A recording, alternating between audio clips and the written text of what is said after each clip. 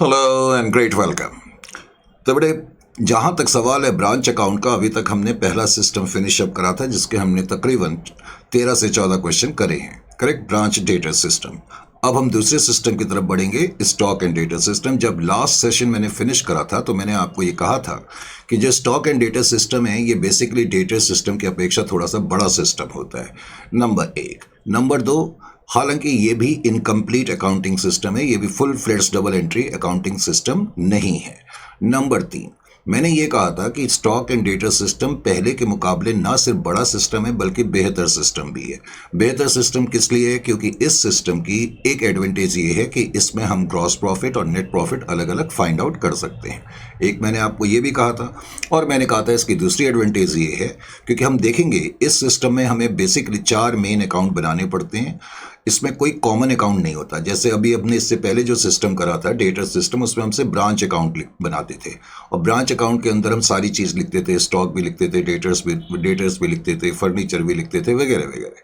जबकि इस सिस्टम में हम ब्रांच स्टॉक अकाउंट अलग से बनाते हैं, ब्रांच एडजस्टमेंट अकाउंट एक बनेगा, एक ब्रांच पीएनएल अकाउंट बनेगा, उसके अलावा ब्रांच डेटर्स अकाउंट अलग से बनेगा, और इनकेस अगर कोई एसेट होगा जैसे कोई प्लांट एंड मशीनरी है, फर्नीचर है, तो उसका अकाउंट भी अलग से बनेगा।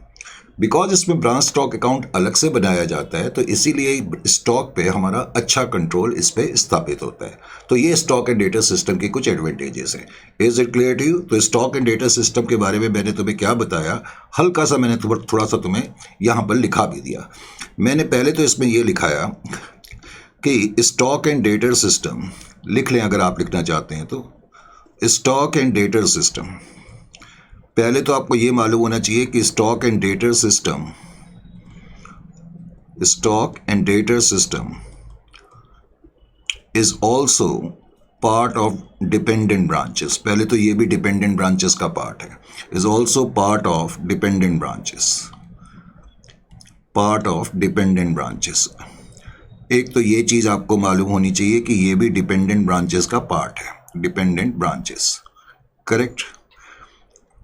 नंबर एक, अगर ये डिपेंडेंट ब्रांचेस का पार्ट है तो इसका मतलब है कि इस सिस्टम में भी अकाउंटिंग हेड ऑफिस की बुक्स में ही होगी। Even in this system accounting is done in the books of head office. Accounting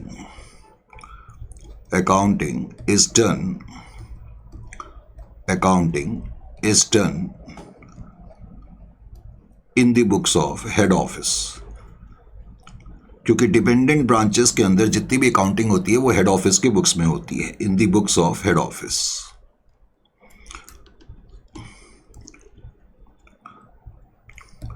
अब इससे पहले जब मैंने डेटा सिस्टम कराया था मैंने बताया था डेटा सिस्टम बेसिकली ऐसे ऑर्गेनाइजेशंस अडॉप्ट करते हैं जिनका स्केल ऑफ ऑपरेशन या जिनकी जो नंबर ऑफ ट्रांजैक्शंस होती हैं वो थोड़ी कम होती हैं, जबकि ये सिस्टम ऐसे ऑर्गेनाइजेशन अडॉप्ट करते हैं जिनकी लार्ज नंबर ऑफ ट्रांजैक्शन होती है।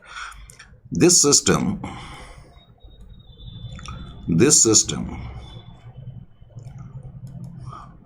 is adopted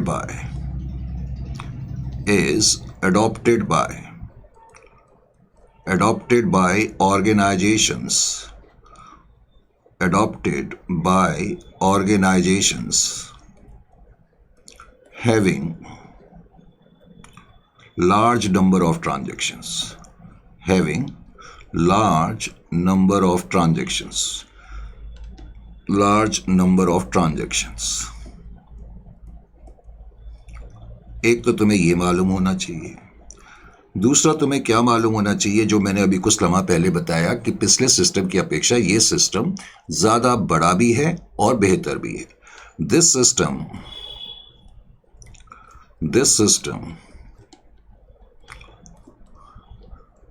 यानी कि stock and data system is wider and better in comparison to data system. तो ये डेटा सिस्टम से थोड़ा सा बड़ा सिस्टम है, वाइडर है और बेहतर भी है डेटा सिस्टम। फिर मैंने बताया था कि ये बेहतर इसीलिए है क्योंकि इस सिस्टम में हम ग्रॉस और नेट प्रॉफिट अलग अलग कंप्यूट कर सकते हैं और स्टॉक पे हमारा अच्छा कंट्रोल हो सकता है। In this system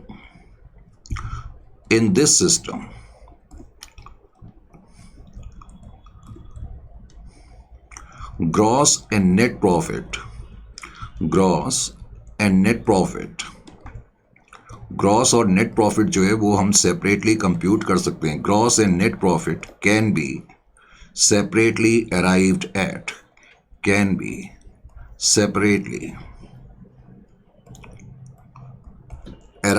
at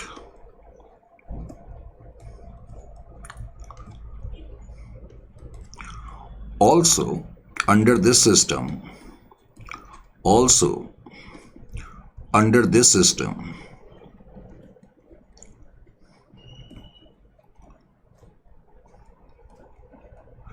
better control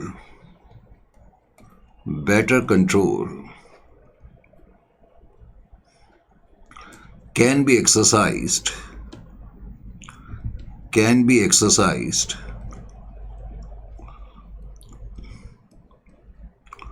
over stock। तो स्टॉक के ऊपर हम यहाँ ज़्यादा एफिशिएंट कंट्रोल जो है रख सकते हैं। कैसे रख सकते हैं ये अभी तुम्हें कुछ लम्हों के बाद पता लगेगा। अब स्टॉक एंड डेटा सिस्टम के अंदर हमें क्या करना होता है, हमें 4 अकाउंट मेन बनाने होते हैं। कौन से अकाउंट बनाने होते हैं? 4 मेन अकाउंट होते हैं। एक तो हमें बनाना पड़ता है इसमें ब्रांच स्टॉक अकाउंट, करेक्ट। एक तो हम इसमें बनाएंगे branch stock account. Branch stock account के अलावा हमें एक इसमें बनाना पड़ता है ब्रांच एडजस्टमेंट अकाउंट। ये ब्रांच एडजस्टमेंट अकाउंट क्यों बनाना पड़ता है, किस लिए बनाना पड़ता है, इसका क्या बनाने का मकसद है, ये अभी तुम्हें खुद पता लग जाएगा। Branch adjustment account, correct. उसके अलावा हमें 2 और अकाउंट बनाने पड़ते हैं, यानी कि ये 4 तो नेसेसरी अकाउंट हैं ही हैं। ये 4 तो नेसेसरी अकाउंट हैं, इज क्लियर टू यू, जो तुम्हें बनाने ही पड़ेंगे।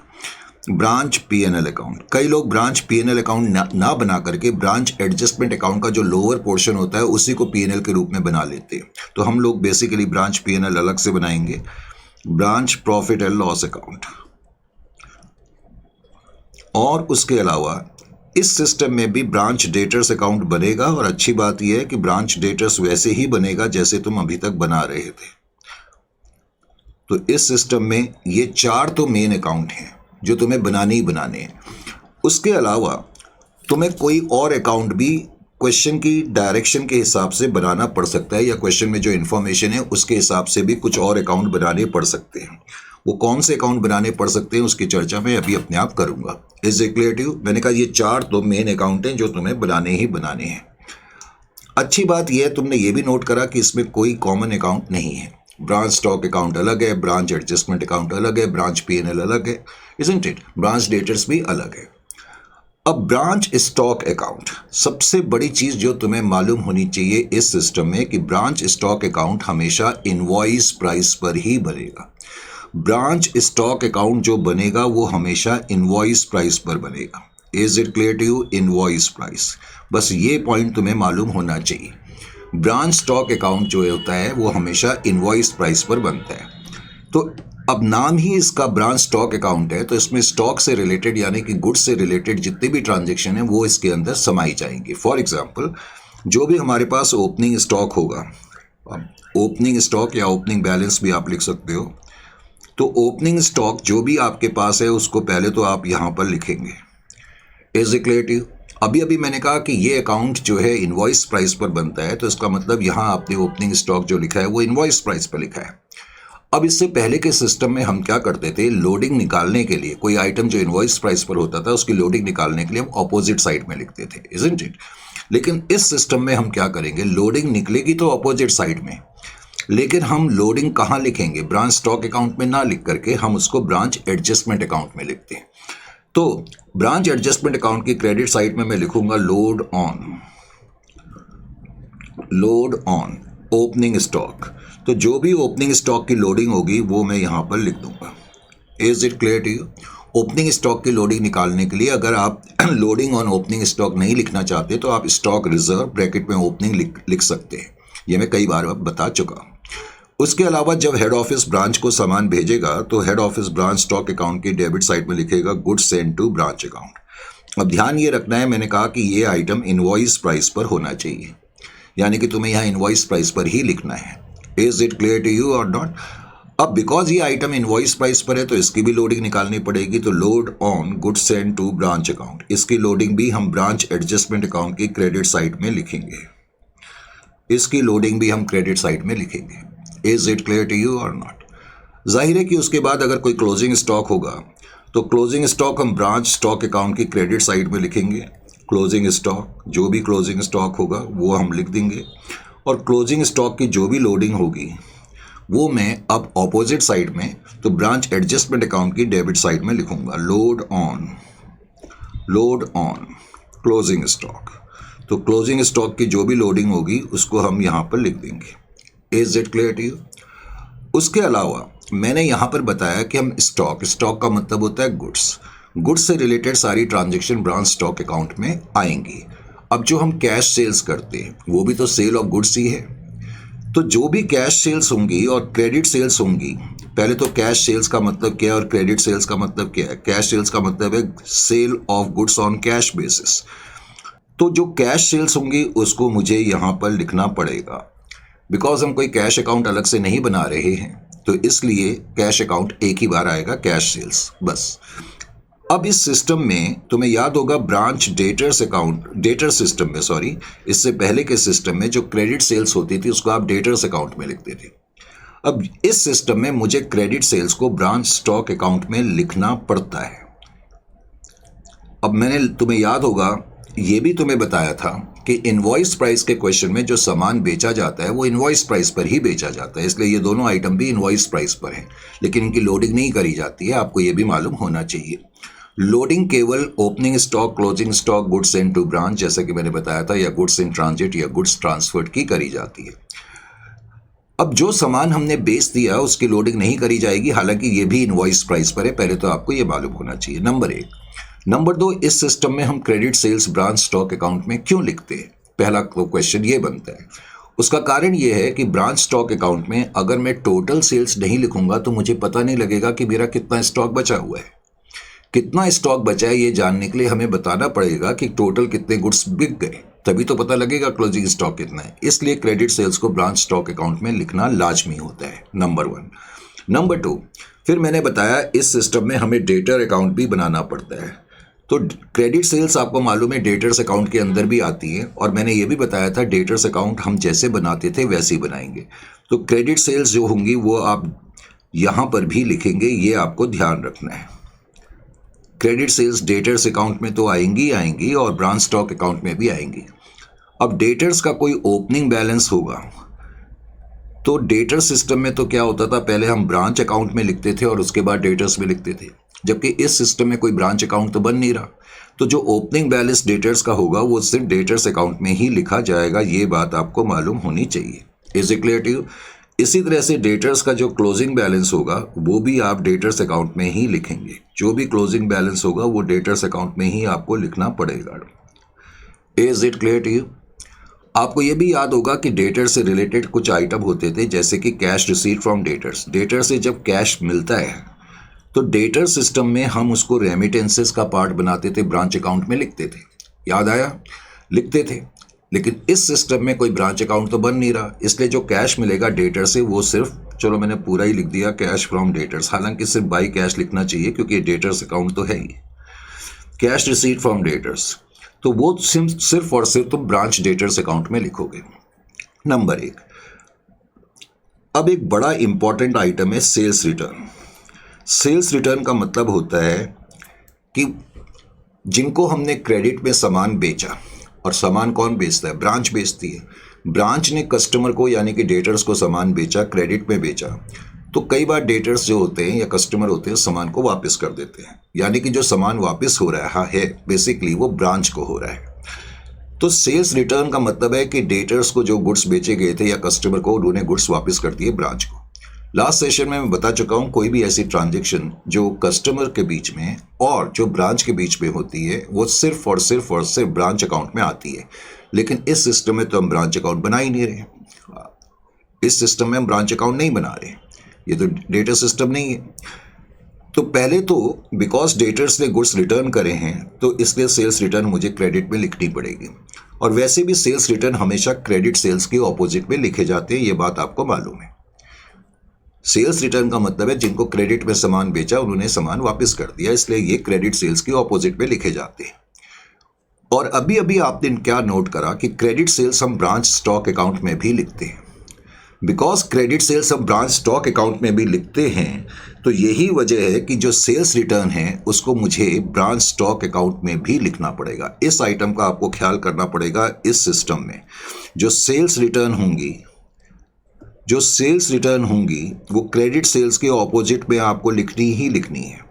तो यही वजह है कि sales return branch stock account में भी रिफ्लेक्ट करी जाती हैं डेटर्स अकाउंट के अलावा। Is it clear to you और नॉट? उसके अलावा आपको याद होगा जब हम डेटर्स अकाउंट फर्स्ट सिस्टम में बना रहे थे तो डेटर्स अकाउंट में हम कुछ और चीजें भी लिखते थे, जैसे कि बैड डेट्स है, इजंट इट? जैसे कि बैड डेट्स है वो हम डेटर्स अकाउंट में लिखते थे। उसके अलावा डेटर्स को हमने कोई डिस्काउंट दिया वो भी हम डेटर्स अकाउंट में लिखते थे या नहीं लिखते थे? सर लिखते थे। अब इस सिस्टम में आपको ध्यान क्या रखना होगा, ये जो बैड डेट्स और डिस्काउंट आपने डेटर्स में लिखे हैं, बेसिकली बैड डेट्स और डिस्काउंट एक तरीके के लॉसेस होते हैं। ये खर्चे नहीं माने जाते, ये एक तरीके के लॉसेस माने जाते हैं। बिकॉज इस सिस्टम में मुझे ब्रांच पीएनएल अकाउंट भी बनाना है, और पीएनएल अकाउंट में आपको मालूम है कि बैड डेट्स और डिस्काउंट दोनों आते हैं। तो यही वजह है कि जो बैड डेट्स हैं और डिस्काउंट है उसको मुझे पीएनएल अकाउंट में भी लिखना पड़ेगा। तो जो भी बैड डेट्स होंगे वो आप पीएनएल में भी लिखेंगे, डेटर्स में भी लिखेंगे। ये बात आपको समझ में आ जानी चाहिए। इसी तरह से जो आपने डिस्काउंट दिया है, डिस्काउंट अलाउड, वो डेटर्स में भी आप लिखेंगे और पीएनएल अकाउंट में भी आपको लिखना पड़ेगा। तो आपने देखा डेटर्स अकाउंट को बेसिकली बनाने में कोई दिक्कत नहीं होनी चाहिए। इसको हम वैसे बनाएंगे जैसे हम बना रहे थे, केवल सेल्स रिटर्न का ध्यान रखना होगा। ऑनेस्टली स्पीकिंग आपको ये भी याद होगा कि इससे पहले जब हम डेटर सिस्टम कर रहे थे तो ओपनिंग बैलेंस, क्रेडिट सेल्स और क्लोजिंग बैलेंस ब्रांच अकाउंट में भी हम लिखा करते थे। ओपनिंग बैलेंस, क्लोजिंग बैलेंस और कैश रिसीव फ्रॉम डेटर, तो ये तीन आइटम हम जो है ब्रांच अकाउंट में भी लिखा करते थे। लेकिन यहाँ पर हम ब्रांच अकाउंट नहीं बना रहे हैं, इसलिए ये opening balance, closing balance, cash receive from debtors और कहीं नहीं आएंगे। एक और चीज, इस सिस्टम में ब्रांच डेटर्स अकाउंट की कोई खास अहमियत नहीं है। Is it clear to you? कोई खास इंपॉर्टेंस नहीं है, क्योंकि मान लेते हैं बैलेंसिंग फिगर ओपनिंग बैलेंस आए या क्लोजिंग बैलेंस आए या कैश रिसीट फ्रॉम डेटर्स आए, ये हमें कहीं और तो लिखनी नहीं है। तो इसलिए इस सिस्टम में डेटर्स अकाउंट की उतनी ज़्यादा इंपॉर्टेंस टेक्निकली स्पीकिंग नहीं है। करेक्ट? अच्छा जी, अब हमें क्या देखना है इसमें, ब्रांच स्टॉक अकाउंट में हम लौट करके आते हैं। मैंने कहा जब गुड्स भेजे जाते हैं तो हम ब्रांच स्टॉक अकाउंट की डेबिट में लिखेंगे और उसके अलावा ब्रांच एडजस्टमेंट अकाउंट में उसकी लोडिंग भी करते हैं। अब हेड ऑफिस ने ब्रांच को जो गुड्स भेजे, कई बार ब्रांच गुड्स रिटर्न कर देती है, तो goods send to branch returns. Head office ने जो गुड्स ब्रांच को भेजे, अगर उसमें से कुछ गुड्स ब्रांच ने रिटर्न कर दिए तो जाहिर है उसको मैं एक तो पहले यहाँ पर लिखूंगा, क्रेडिट में लिखूंगा, इजंट इट और नॉट? और उसकी लोडिंग भी करी जाएगी। उसकी लोडिंग ब्रांच एडजस्टमेंट अकाउंट की डेबिट साइड में हम लिखेंगे लोड ऑन गुड्स, चलो मैं शॉर्ट में ही लिख देता हूँ फिर प्रॉब्लम हो जाएगी। Loading on goods send to branch returns, यानी कि जो गुड्स रिटर्न हुए उसके अंदर जो लोडिंग है उसको हमने ऑपोजिट साइड में लिखना है, लेकिन हम ब्रांच एडजस्टमेंट अकाउंट में लिखेंगे। इसी तरीके से अगर तुम्हें क्वेश्चन में दिया हो गुड्स इन ट्रांजिट, GIT मैंने शॉर्ट में लिखा, गुड्स इन ट्रांजिट, पहले तो मैं क्रेडिट में क्यों लिख रहा हूँ? गुड्स सेंड टू ब्रांच हमने डेबिट में लिखा है। गुड्स इन ट्रांजिट क्रेडिट में लिखने का पर्पस ये है कि हम ये रिफ्लेक्ट करना चाहते हैं कि ब्रांच को कितने गुड्स मिले। तो कितने गुड्स मिले इसके लिए मुझे गुड्स इन ट्रांजिट को क्रेडिट में पहले तो लिखना पड़ेगा, और गुड्स इन ट्रांजिट की भी लोडिंग करी जाती है, ये भी याद रखना होगा। तो इसकी लोडिंग में यहाँ पर लिखूंगा loading on goods in transit account. Is it clear to you? उसके अलावा अब एक नया आइटम मैंने बताया आपको, वो है goods transferred. Goods transferred, goods transferred. मान लेते हैं कि ये हमारी ब्रांच है, करेक्ट। हमारी ब्रांच का नाम मान लेते हैं ब्रांच 1 है, क्योंकि एक हेड ऑफिस है, उसकी कई ब्रांचेस हो सकती हैं। जो हेड ऑफिस है मैंने कहा उसकी कई ब्रांचेस हो सकती हैं। मान लेते हैं ये जो हेड ऑफिस है इसकी 2 ब्रांच हैं, ब्रांच 1 और ब्रांच 2। और मान लेते हैं हम ब्रांच 1 है। हेड ऑफिस ने हमारी ब्रांच को कहा, यानी कि ब्रांच 1 को कहा कि कुछ गुड्स आप ब्रांच 2 को भेज दो। अब हमारी ब्रांच ने कुछ गुड्स ब्रांच को भेज दिए। देखो, हेड ऑफिस ने हमें गुड्स भेजे थे और फिर हेड ऑफिस ने हमें कहा कि आप कुछ गुड्स किसी दूसरी ब्रांच को या ब्रांच 2 को भेज दो। तो जब हेड ऑफिस हमें ये डायरेक्शन देगा या इंस्ट्रक्शन देगा तो जाहिर है कि मुझे कुछ गुड्स, मुझे यानी कि ब्रांच 1 को कुछ गुड्स ब्रांच 2 को ट्रांसफ़र करने पड़ेंगे। तो ये मुझे क्रेडिट साइड में लिखना पड़ेगा, क्योंकि जो गुड्स हेड ऑफिस ने हमें भेजे थे उसमें से हम कुछ गुड्स जो है दूसरी ब्रांच को भेज रहे हैं। तो ये गुड्स ट्रांसफर्ड एक ऐसा आइटम है जो ब्रांच स्टॉक अकाउंट की क्रेडिट में भी आ सकता है और डेबिट में भी आ सकता है। कैसे? यहाँ तो हम गुड्स भेज रहे हैं, ऐसा भी हो सकता है कि कोई दूसरी ब्रांच हमें गुड्स भेजे। अगर कोई दूसरी ब्रांच हमें गुड्स भेजेगी तो उस केस में गुड्स ट्रांसफर्ड मैं डेबिट साइड में लिखूंगा, क्योंकि गुड्स हमारे पास बढ़ जाएंगे। तो यहाँ हम मान के चल रहे हैं कि हमने गुड्स ट्रांसफ़र करे। अब गुड्स ट्रांसफर्ड मैंने लिखा तो गुड्स ट्रांसफर्ड की भी लोडिंग करी जाती है, ये चीज़ आपको ध्यान रखनी पड़ेगी। गुड्स ट्रांसफर्ड, तो गुड्स ट्रांसफर्ड की भी लोडिंग करी जाएगी, ये चीज़ आपको अच्छी तरह से मालूम होनी चाहिए। Is it clear to you और नॉट? समझ में आ गया? अब एक दो कुछ इंपॉर्टेंट पॉइंट की चर्चा कर लेते हैं। कभी कभी तुम्हें क्वेश्चन में दिया होगा कि लॉस ऑफ गुड्स, अगर लॉस ऑफ गुड्स जो एबनॉर्मल हैं, यानी कि सिंपल वर्ड्स में जब मैं यहाँ पर लिख रहा हूँ एबनॉर्मल लॉस, तो पहले तो यहाँ एबनॉर्मल लॉस का मतलब क्या है? एबनॉर्मल लॉस का मतलब है abnormal loss of goods. Is it clear to you? तो ऐसे गुड्स जो एबनॉर्मली लॉस्ट हो गए, तो अगर क्वेश्चन में दिया हुआ है कि कुछ गुड्स एबनॉर्मली लॉस्ट हो गए, तो पहले तो मुझे उसको ब्रांच स्टॉक अकाउंट की क्रेडिट में लिखना पड़ेगा। क्यों लिखना पड़ेगा? क्योंकि हेड ऑफिस ने हमें जो गुड्स भेजे उसमें से कुछ गुड्स तबाह हो गए, बेकार हो गए, तो इसको हमें घटाने के लिए क्रेडिट साइड में लिखना पड़ेगा। अगर एबनॉर्मल लॉस ऑफ गुड्स हैं तो याद रखना है उसकी भी लोडिंग होगी, उसकी भी लोडिंग होगी। मान लेते हैं 10,000 रुपये के गुड्स, और हम मान लेते हैं कि जो लोडिंग का रेट है सिंप्लिसिटी के लिए 1/5 का रेट है, करेक्ट। और मान लेते हैं कि 10,000 रुपये के गुड्स जो हैं वो एबनॉर्मली लॉस्ट हो गए। 10,000 रुपये की इनवॉइस प्राइस के गुड्स एबनॉर्मली लॉस्ट हो गए। तो एबनॉर्मल लॉस 10,000 तो आपने ब्रांच स्टॉक अकाउंट की क्रेडिट में लिख दिया। अब जो एबनॉर्मल लॉस की लोडिंग है, यानी कि 10,000 का 1/5, वो तो आप यहां पर लिखेंगे। कहां लिखेंगे? ब्रांच एडजस्टमेंट अकाउंट की डेबिट में आप लिखेंगे। Is it clear to you? 10,000 रुपये का एबनॉर्मल लॉस है और उसमें 2,000 की लोडिंग है, तो इसका मतलब कॉस्ट प्राइस इन गुड्स की कितनी है? जो गुड्स लॉस्ट हो गए इनकी कॉस्ट प्राइस 8,000 है। जो एबनॉर्मल लॉस होगा, पहले तो पूरा का पूरा अमाउंट आप ब्रांच स्टॉक अकाउंट की क्रेडिट में लिखेंगे, उसकी लोडिंग आपने ब्रांच एडजस्टमेंट की डेबिट में लिखी, और उसके बाद आपको क्या करना होगा, जो एबनॉर्मल लॉस है एट कॉस्ट प्राइस पर, वो यहाँ पर लिखना पड़ेगा। एबनॉर्मल लॉस एट कॉस्ट का क्या मतलब हो गया? जैसे मैंने कहा कि 10,000 का एबनॉर्मल लॉस था और उसके अंदर 2,000 की लोडिंग थी, तो इसका मतलब 8,000 रुपये का एबनॉर्मल लॉस कॉस्ट प्राइस पर है, वो हमें यहाँ पर लिखना पड़ता है। मैंने आपको शुरुआत में ये भी कहा कि ब्रांच स्टॉक अकाउंट हमेशा इनवॉइस प्राइस पर बनता है। अब एक चीज़ और आपको मालूम होनी चाहिए कि ब्रांच P&L अकाउंट हमेशा एट कॉस्ट प्राइस पर बनता है। ये फंडामेंटल अकाउंटिंग रूल है। Is it clear to you? Branch P&L account हमेशा कॉस्ट प्राइस पर बनता है, इसलिए मैं एबनॉर्मल लॉस यहाँ पर पूरा 10,000 रिफ्लेक्ट नहीं कर सकता। तो इसलिए एबनॉर्मल लॉस को स्प्लिट करा जाता है, अगर हम अकाउंटिंग लैंग्वेज में कहें। Is it clear to you? Sir अगर नॉर्मल लॉस होगा तो क्या होगा? बिल्कुल, मैं उसी पॉइंट पर आ रहा हूँ। अब ऐसा भी हो सकता है तुम्हें क्वेश्चन में नॉर्मल लॉस दिया हो। नॉर्मल लॉस या एबनॉर्मल लॉस का मतलब लॉस ऑफ गुड्स से है। अब नॉर्मल लॉस है, देखो अकाउंट्स में बेसिकली नॉर्मल लॉस क्या माने जाते हैं। जैसे नॉर्मल लॉस का मतलब है एक ऐसा लॉस जो गुड्स के नेचर में समाहित है।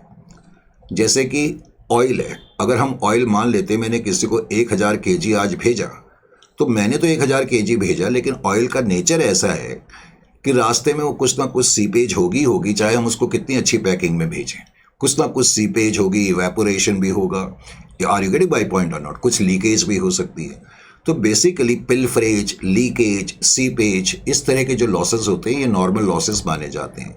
वैसे नॉर्मल लॉस का मतलब है कोई भी ऐसा लॉस जो हम कितनी भी केयर क्यों ना बरतें, कितना भी कॉशन क्यों ना बरतें, वो उस लॉस को हम होने से नहीं रोक सकते। ये नॉर्मल लॉस है, यानी कि जिसके होने का एहसास हमें पहले से ही है। तो अगर क्वेश्चन में कोई नॉर्मल लॉस तुम्हें दिया हो तो पहले तो ब्रांच स्टॉक अकाउंट के क्रेडिट में लिखना है, क्योंकि जो गुड्स भेजे उसमें से नॉर्मल लॉस हो गया है। तो जो गुड्स भेजे उसको कम करने के लिए नॉर्मल लॉस को मुझे क्रेडिट साइड में लिखना पड़ेगा। अब नॉर्मल लॉस को, जैसे कि मैंने बताया, एबनॉर्मल लॉस को तो हम क्या करते हैं, लोडिंग यहां पर लिखते हैं और एट कॉस्ट पीएनएल में लिखते हैं। लेकिन जो नॉर्मल लॉस होगा वो पूरा का पूरा आपको ब्रांच एडजस्टमेंट अकाउंट में ही लिखना पड़ेगा। इसको हमें स्प्लिट नहीं करना पड़ता। सपोज 10,000 रुपये का एबनॉर्मल लॉस है तो पूरा 10,000 रुपये मैं यहीं पर लिख दूंगा। ऐसा क्यों?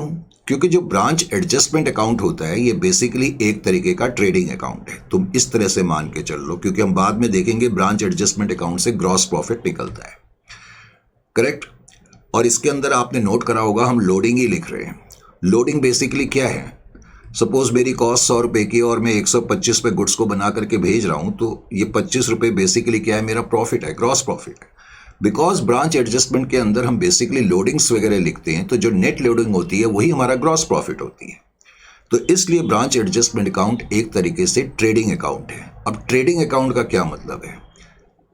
तुमने देखा होगा इससे पहले 11th-12th में जब आप लोग थे तो आप ट्रेडिंग अकाउंट बनाते थे। आपने कभी नोट नहीं करा, आप ट्रेडिंग अकाउंट में परचेजेस, सेल्स वगैरह लिखा करते थे, नहीं लिखते थे।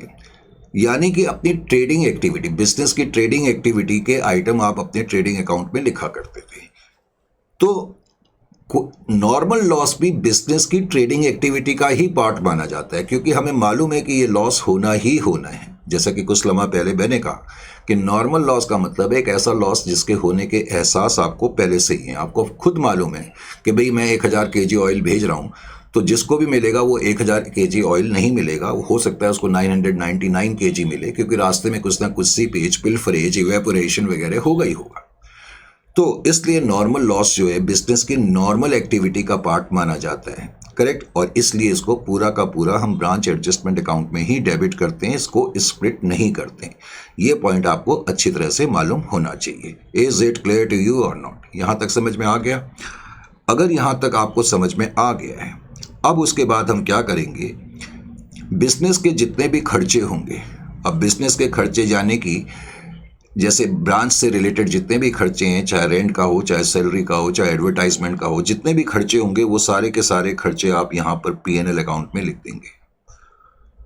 जितने भी खर्चे हैं वो आप यहां पर लिख देंगे। Is it clear to you? उसके अलावा मान लेते हैं, तुमने देखा होगा जब हम डेटा सिस्टम कर रहे थे, कभी कभी हमें दिया रहता था ओपनिंग बैलेंस में के अंदर फर्नीचर का बैलेंस है या प्लांट का बैलेंस है।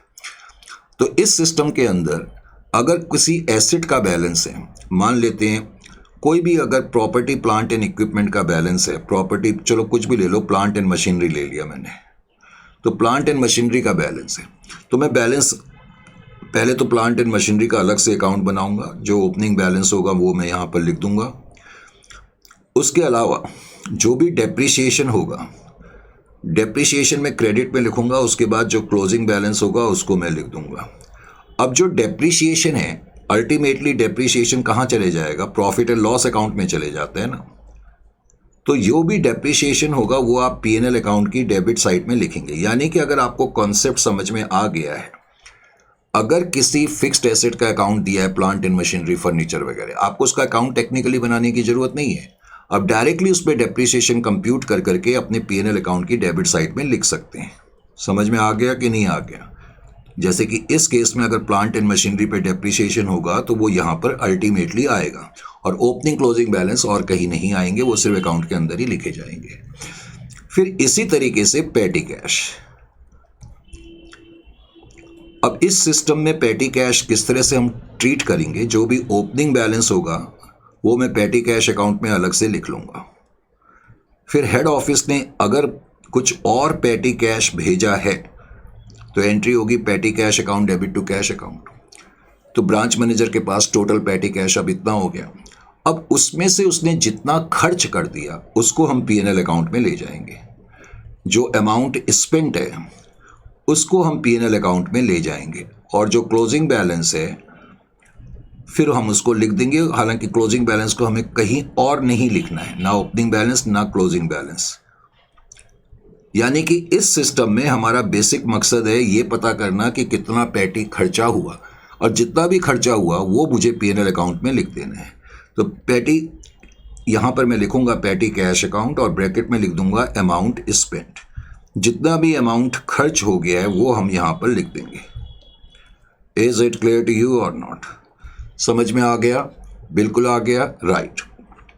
अगर कभी तुम्हें क्वेश्चन में दिया हो इंश्योरेंस क्लेम, क्योंकि हम गुड्स में डील कर रहे हैं, कई बार एबनॉर्मल लॉस वगैरह हो सकता है, तो हम गुड्स को इंश्योर करके रखते हैं।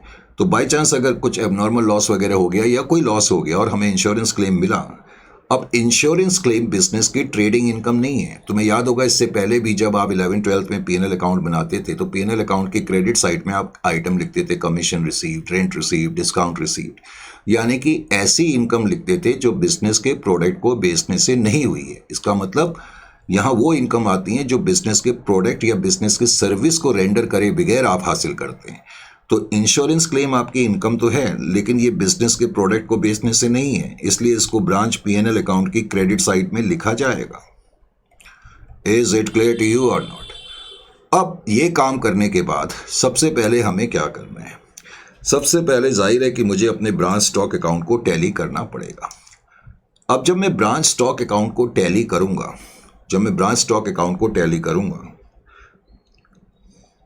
तो बैलेंसिंग फिगर जो है अधिकतर केसेस में आपकी डेबिट साइड बड़ी होगी, अधिकतर केसेस में, हालांकि कोई भी साइड बड़ी हो सकती है। Is it clear to you? कोई भी साइड बड़ी हो सकती है, लेकिन हम मान लेते हैं थोड़ी देर के लिए कि डेबिट साइड बड़ी है, यानी कि बैलेंसिंग फिगर इधर की तरफ आ रही है। इज इट बैलेंसिंग फिगर, मैंने कहा इधर की तरफ आ रही है, ठीक है। अगर डेबिट साइड बड़ी होगी तो क्रेडिट साइड में बैलेंसिंग फिगर आएगी। अब जब क्रेडिट साइड में बैलेंसिंग फिगर आएगी तो आपको यहां पर एक इंपॉर्टेंट रूल मालूम होना चाहिए। अब जो बैलेंसिंग फिगर आएगी उसको क्या ट्रीट करा जाएगा? अगर बैलेंसिंग फिगर क्रेडिट साइड में आ रही है, यानी कि ब्रांच स्टॉक अकाउंट की अगर डेबिट साइड बड़ी है क्रेडिट साइड से, यानी कि बैलेंसिंग फिगर डेबिट साइड बड़ी है, क्रेडिट में आप लिखेंगे, तो क्रेडिट साइड में फिगर लिखने से पहले आपको चेक करना पड़ेगा जो बैलेंसिंग फिगर आएगी, पहली प्रेफरेंस आप उसको क्लोजिंग स्टॉक की देंगे। पहली प्रेफरेंस आपने उसको क्लोजिंग स्टॉक की देनी है। इसका क्या मतलब निकला? इसका मतलब है सपोज मैं ब्रांच स्टॉक अकाउंट को टैली कर रहा हूं, मेरी डेबिट साइड बड़ी है, अब बैलेंसिंग फिगर इधर की तरफ आ रही है। अगर क्वेश्चन में क्लोजिंग स्टॉक नहीं दिया हुआ है तो मैं इस बैलेंसिंग फिगर को क्लोजिंग स्टॉक ट्रीट कर लूंगा। समझ में आ गया? यानी कि पहली प्रेफरेंस आपको क्लोजिंग स्टॉक को देनी है, पर 99.99% क्लोजिंग स्टॉक क्वेश्चन में दिया होता है, तो इसलिए दूसरी प्रेफरेंस आप किसको देंगे? दूसरी प्रेफरेंस में आप लिखेंगे डेफिशिएंसी। क्या लिखेंगे? डेफिशिएंसी। इसको हम बोलते हैं डेफिशिएंसी भी बोलते हैं, इसको हम शॉर्टेज भी बोलते हैं। डेफिशिएंसी या शॉर्टेज, यानी कि जैसे कि इस क्वेश्चन में मान लेते हैं इस फॉर्मेट में क्लोजिंग स्टॉक मैंने लिखा हुआ है, तो अब बैलेंसिंग फिगर अगर इधर की तरफ आएगी तो मैं उसको डेफिशिएंसी लिख दूंगा। क्या लिख दूंगा? डेफिशिएंसी। इसको डेफिशिएंसी भी लिखा जा सकता है, इसको शॉर्टेज भी लिखा जा सकता है।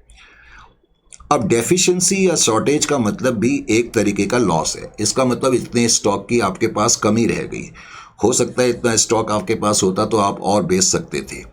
Is it clear to you? या इतना स्टॉक एक तरीके से खराब हो गया, आप इसको ऐसे भी मान करके चल सकते हैं। तो डेफिशिएंसी या शॉर्टेज इसके लिए वर्ड यूज करा जाता है। पहली प्रेफरेंस क्लोजिंग स्टॉक को देनी है, लेकिन अगर क्लोजिंग स्टॉक क्वेश्चन में मौजूद होगा, जो कि मोस्ट ऑफ द टाइम मौजूद होगा, तो फिर आप यहां पर डेफिशिएंसी लिखेंगे। Is it clear to you? अब जो भी बैलेंसिंग फिगर आ गई डेफिशिएंसी का ट्रीटमेंट बिल्कुल एबनॉर्मल लॉस की तरह होगा। डेफिशिएंसी का जो ट्रीटमेंट होगा, अकाउंटिंग ट्रीटमेंट, वो बिल्कुल एबनॉर्मल लॉस की तरह होगा। मैंने क्या बताया था कि एबनॉर्मल लॉस की लोडिंग हम यहाँ पर लिखते हैं ब्रांच एडजस्टमेंट अकाउंट में, तो जो डेफिशिएंसी होगी उसकी भी लोडिंग आप यहाँ पर लिखेंगे। फिर मैंने बताया था एबनॉर्मल लॉस हम एट कॉस्ट पीएनएल अकाउंट में लिखते हैं। तो पीएनएल अकाउंट में मुझे क्या करना पड़ेगा, पीएनएल अकाउंट में मुझे लिखना पड़ेगा डेफिशिएंसी एट कॉस्ट, यानी कि डेफिशिएंसी जो भी होगी उसको भी मुझे तोड़ना पड़ता है, स्प्लिट करना पड़ता है। लोडिंग का पार्ट ब्रांच स्टॉक की डेबिट साइड में लिखा जाएगा और डेफिशिएंसी एट कॉस्ट, क्योंकि ये भी एक तरीके का लॉस है, और एट कॉस्ट हम इसको पीएनएल में दिखाएंगे।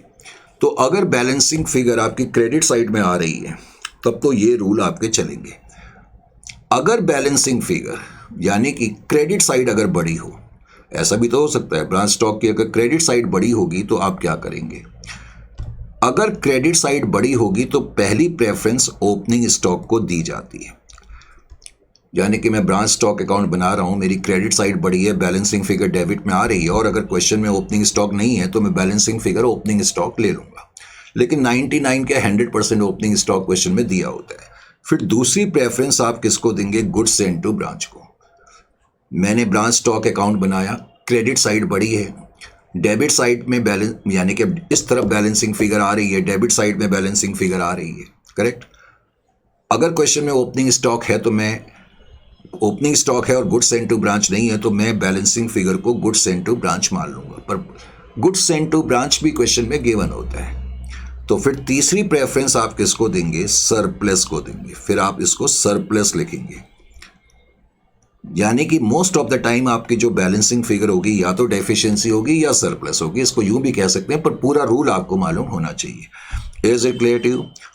अच्छा जी, आपने देखा जो डेफिशिएंसी आई उसको हमने तोड़ के लिखा था। लोडेड पार्ट जो था, जो लोडिंग थी, उसको मैंने ब्रांच एडजस्टमेंट की डेबिट में लिखा था और डेफिशिएंसी एट कॉस्ट को मैंने ब्रांच पीएनएल अकाउंट की डेबिट में लिखा था। अब पहले तो मुझे ये बताओ कि हम बिजनेस करते हैं किस लिए करते हैं, लॉस कमाने के लिए या सरप्लस कमाने के लिए? सरप्लस कमाने के लिए, यानी कि सरप्लस कमाना बिजनेस की नॉर्मल एक्टिविटी का पार्ट है। नॉर्मली आप बिजनेस जो करते हैं सरप्लस कमाने के लिए ही करते हैं ना, तो सरप्लस कमाना बिजनेस की नॉर्मल एक्टिविटी है, और नॉर्मल एक्टिविटी से रिलेटेड जो भी आइटम होते हैं वो हम ट्रेडिंग अकाउंट यानी कि इस केस में ब्रांच एडजस्टमेंट अकाउंट में लिखेंगे। तो यही वजह है कि जो सरप्लस होगा उसको आपने स्प्लिट नहीं करना है, सरप्लस भी पूरा का पूरा यहीं पर दिखाया जाएगा। सरप्लस जो है वो पूरा का पूरा यहीं पर आपको रिफ्लेक्ट करना है। Is it clear to you? Surplus को भी स्प्लिट नहीं करना, तो सरप्लस और नॉर्मल लॉसेस को स्प्लिट नहीं करा जाता है। तो ये रूल आपको ब्रांच स्टॉक अकाउंट के पता होने चाहिए। उसके अलावा अब मैं क्या करूंगा, इसको टैली करूंगा। अब जब मैं इसको टैली कर दूंगा तो टैली करने के बाद मेरे पास ग्रॉस प्रॉफिट आ जाएगा। मैंने पहले ही बताया ब्रांच एडजस्टमेंट अकाउंट एक तरीके का ट्रेडिंग अकाउंट है, यानी कि ग्रॉस प्रॉफिट। अब ये जो ग्रॉस प्रॉफिट आ गया, जाहिर है कि ग्रॉस प्रॉफिट को कहाँ ले जाएंगे मुझे बताने की ज़रूरत नहीं है। अब ये जो ग्रॉस प्रॉफिट आ गया आप अपने पीएनएल अकाउंट की क्रेडिट साइड में ले जाएंगे। अब पीएनएल अकाउंट की क्रेडिट साइड में आपने लिखा ग्रॉस प्रॉफिट, दैट्स ऑल, और उसके बाद आप अपने पीएनएल अकाउंट को टैली कर देंगे। अब जब आप अपने पीएनएल अकाउंट को टैली करेंगे तो पीएनएल अकाउंट से जाहिर है कि फिर आपके पास नेट प्रॉफिट आ जाएगा। तो इस सिस्टम में आपने देखा कि ग्रॉस और नेट प्रॉफिट आप अलग अलग फाइंड आउट कर सकते हैं, जो कि डेटा सिस्टम में पॉसिबल नहीं है। लेकिन एक दो आइटम का आपको ख्याल करना होगा, बाकी इस सिस्टम में डेटर्स अकाउंट वैसे ही बनेगा, और मैंने बताया उसकी इतनी इंपॉर्टेंस नहीं है। हाँ, डेटर्स अकाउंट की इंपॉर्टेंस सिर्फ और सिर्फ तब है अगर क्वेश्चन में क्रेडिट सेल्स गिवन नहीं है, क्योंकि अगर क्रेडिट सेल्स गिवन नहीं होगी तो पहले आपको ब्रांच डेटर्स को टैली करना पड़ेगा, क्रेडिट सेल्स को निकालना पड़ेगा, और क्रेडिट सेल्स फिर आप ब्रांच स्टॉक अकाउंट में लिखेंगे।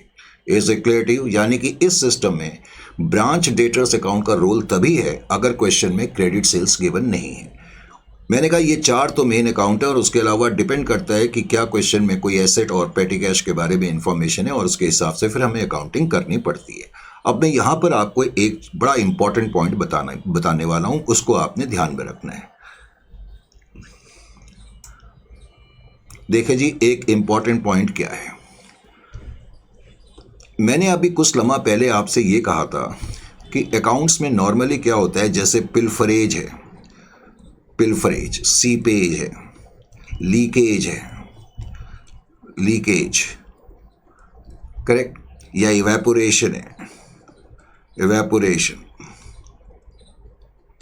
इस तरह के जो लॉसेस होते हैं जनरली हम इसको नॉर्मल लॉसेस मानते हैं अकाउंट्स में। ये एक फंडामेंटल सी चीज़ है, क्योंकि ये ऐसी चीज़ें हैं जो होनी ही होनी, आप इनको रोक नहीं सकते, इसलिए इनको नॉर्मल लॉसेस माना जाता है। अब यहाँ पर आपको एक चीज़ का ख्याल करना होगा, ब्रांच अकाउंट में, ब्रांच अकाउंट में जब तक किसी लॉस के आगे नॉर्मल ना लिखा हो, जब तक किसी लॉस के आगे नॉर्मल नहीं लिखा होगा, लिख लें, जब तक किसी लॉस के आगे नॉर्मल नहीं लिखा होगा उसको आपने एबनॉर्मल लॉस ही मानना है।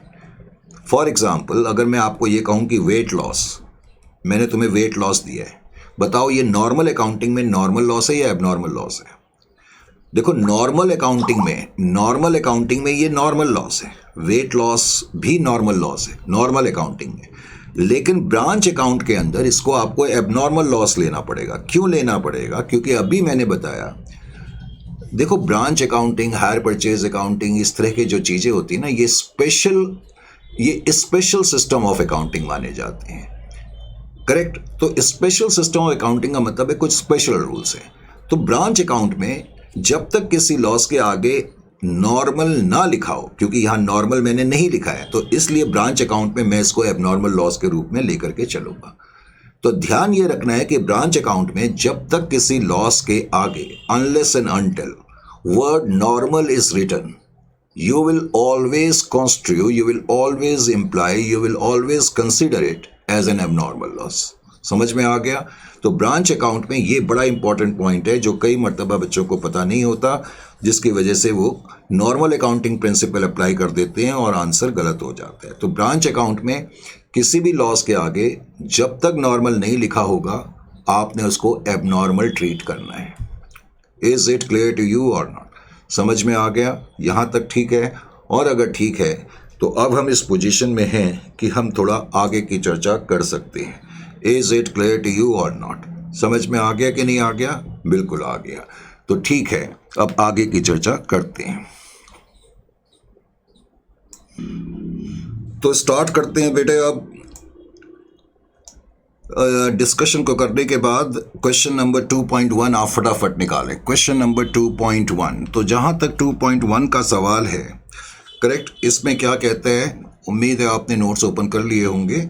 कहता है कि 2.1, पहले तो ये जितने भी क्वेश्चन से आप देख रहे हो मोस्टली पास्ट एग्जामिनेशंस के मैंने लिए हुए हैं। Lex limited sent goods to its Rutland branch at cost plus 25%, correct. तो जो गुड्स भेजे जाते हैं कॉस्ट प्लस 25% पर भेजे जाते हैं। अब ये परसेंटेज में आपको प्रॉब्लम नहीं होनी चाहिए। इनवॉइस प्राइस का क्वेश्चन है, रेट कॉस्ट पर गिवन है। फिर कहता है from the following particulars prepare branch stock account, branch adjustment account and branch profit and loss account. तो ये स्टॉक एंड डेटा सिस्टम का क्वेश्चन है, ये आपके लिए इशारा है। अब उसने लिखा है पहले तो opening stock at branch at invoice price. तो मैं मालूम है कि जब मैं जस्ट वेट, बीच बीच में थोड़ी लैगिंग हो जाती है इंटरनेट की, जिसकी वजह से प्रॉब्लम हो जाती है। हाँ, तो ये ओपनिंग स्टॉक एट ब्रांच है इनवॉइस प्राइस पर 5000 रुपीज़ का, ठीक है। उसके बाद कहता है गुड्स सेंट टू ब्रांच। अब गुड्स सेंट टू ब्रांच जो है वो 20,000 रुपीज़ के हैं।